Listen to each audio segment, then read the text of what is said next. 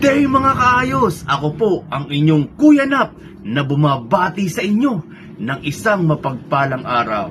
Kung bago lang kayo sa content ko, isang like, isang comment, isang share. Masaya na po ako doon at pag-usapan natin yung mga importanteng bagay na talaga namang nangyayari mismo sa buhay nating lahat.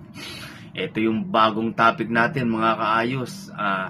Ang topic natin kung paano nga ba tamang disiplinahin yung mga anak natin. Na-topic ko na to dati, kaya lang marami kasing nagre-request na i-revise yung topic ko na yun. Paano nga ba natin dapat disiplinahin yung mga anak natin? 'Di ba mga kaayos? Alam nating lahat. Wala sigurong tututol sa akin pagka sinabi kong iba na ang ugali ng mga kabataan ngayon, 'di ba? Mahirap ng pasunurin, laging nagdadabog pag inutusan mo, pagdadabugan ka agad. Ganun yung mga kabataan ngayon eh. Wala nang takot sa mga magulang o kaya sa mga nakatatanda. Wala silang kinatatakutan, hindi sinusunod sa mga payo ng magulang. Ganun kalimitan yung mga bata ngayon. Pero mga kaayos, hindi ko nilalahat. Naniniwala pa rin ako na marami pa rin bata ang maayos. Pero marami tayong nakikitang ganitong uri ng mga bata ngayon, 'di ba? Wala na sa ayos yung mga ugali.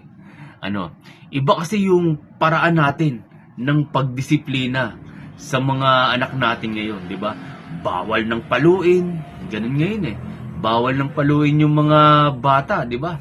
Kahit sa school, 'di ba? Yung mga teacher pinagbawalan ng paluin yung mga estudyante kasi nga minsan sumosobra na sila. Pero nung panahon namin, okay lang naman. Kahit pa paluin kami ng mga teacher namin. Pero aminin natin sa hindi, mga kaayos, 'di ba? Mas mababait o mas maayos yung mga kabataan noon kumpara ngayon, 'di ba? Kasi alam nyo mga kaayos, wala na kasing halos dumidisiplina sa mga anak natin, 'di ba? Katulad niyan, bawal na nating paluin kahit sa school. Bawal ng paluin ng mga teacher. Naalala ko tuloy nung teacher ko nung grade 5, shout out kay Miss Garcia. Hindi ko alam kung buhay pa siya ngayon. Grade 5 ako, section gold. Section 1 ako noon nung grade 5. Na nagsasagot ako ng division sa blackboard. Ganun. Nasa unahan ako. Nasa unahan din siya, hindi ko masagot. May ina kasi ako sa division nun. Alam nyo, ginawa ni Miss Garcia, inuntog ako. Inuntog ako dun sa blackboard. Puro tsako yung mukha ko. Hiyang-hiya ako ngayon, di ba? Ganun yung naranasan ko. Pero, alam nyo, kinaganda, yung magandang idinulot ng pananakit sa akin ni Miss Garcia, teacher namin sa math yun. Diba? Nagsumikap ako para gumaling sa division kasi doon ako mahina.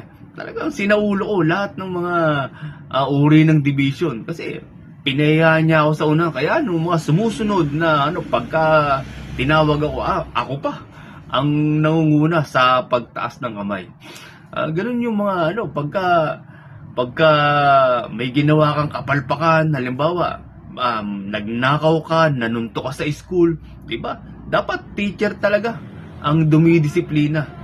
Ngayon iba na, bawal na, pinapatawag na lang yung magulang, 'di ba? Kaya yung mga bata nasa isip siguro okay lang 'yun. Ganun na ngayon mga kaayos merong laking palo merong mga bata na laki sa palo.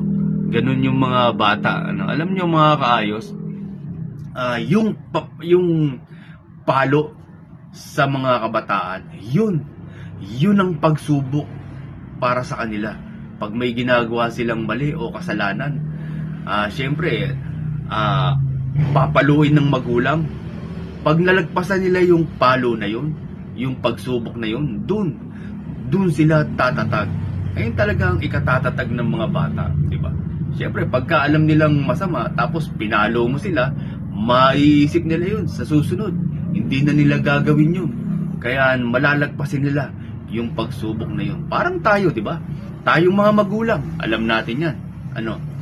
Yung pagsubok, yun ang palo ng Diyos sa atin. Dalawa kasi yung pagsubok mga kaayos. Ang pagsubok kasi, una, susubukin ka para, halimbawa, sabi ng Panginoon Diyos, masubok nga itong anak ko. Kasi masyado nang mabait, titignan ko hanggang saan ang bait nito. Susubukan ko ngayon, di ba? Meron namang pagsubok na palo, ayun yung pagsubok na pagsaway naman, di ba? Halimbawa, may ginawa tayong masama para sa Diyos, nakakalimutan na natin siya, papaluin niya tayo, pero hindi yung palo na may lalabas na pamalo sa langit. Ang palo ng Diyos, yun ang pagsubok, di ba? Siguro ang gagawin ng Diyos, magkakasakit ka, mabigyan nga ng sakit tong anak ko. Masyado nang matigas ang ulo, ganun. Mabigyan nga ng sakit yung anak niya, mabigyan nga ng problema. Siyempre, pag nagkaroon ka ng mga ganung bagay, maiisip mo agad, sinusubo ako ng Diyos. Pinapahalo ako. Kaya ang gagawin mo, mananalangin ka ngayon sa Kanya. Sasabihin mo sa Panginoon Diyos, Panginoon Diyos, patawarin niyo na po ako. Hindi na po ako uulit. Ganun Parang yung mga anak natin, di ba? Pag may ginawang kalokohan, pinalo mo. Magkakanda pilipit kakayak. Ano sasabihin sa'yo? Tama na po, tatay. Tama na po, nanay. Hindi na po ako uulit. Yun ang sinasabi ko na pagsubok para sa kanila. Di ba? Iba na kasi yung mga kabataan ngayon Kaya yung mga kabataan yun, madaling manghina. Pansin nyo? Madaling manghina yung mga bata ngayon. Madaling ma-depress. Mabuli lang sa school. Nade-depress agad. Madaling mawalan ng pag-asa. Alam nyo, yung bully, nung sa amin, panahon ng 90s, bully na physical talaga. Sa school namin, batok, suntok, aagawang ka ng pagkain. Ganun ang bully. Pero ngayon, ang bully, iba na. Social media, salitaan lang. Masyado nang nade-depress yung iba, nagpapakamatay pa, nabuli lang sa social media, di ba? Parang napakababaw para masyado kang mawalan ng pag-asa dahil lang doon. Ang batas kasi ng Diyos, pagdating sa pagpapalaki ng anak, eto, importante to. Yung batas ng Diyos, galing sa Biblia to, hindi galing sa akin to. Sabi ng Diyos, itulad nyo ang mga anak nyo sa isang malaking puno na maliit pa. Ibig sabihin, yung pag lumaki abang maliit pa yung puno, abang hindi pa lumalaki, tapos yung, halimbawa, yung puno maliit pa, tapos nakaganon. Siyempre, pag pinabayaan mo yon, ang tubo nun, paganon. Di ba? Pero sabi ng Diyos, tukuran mo agad. Yung tukod na yun ang disiplina o palo. Tukuran mo agad para dumiretso yung puno na yun. Kasi hindi mo na matutukuran yung pag malaki na. Malaki na, tutukod mo to. Diba?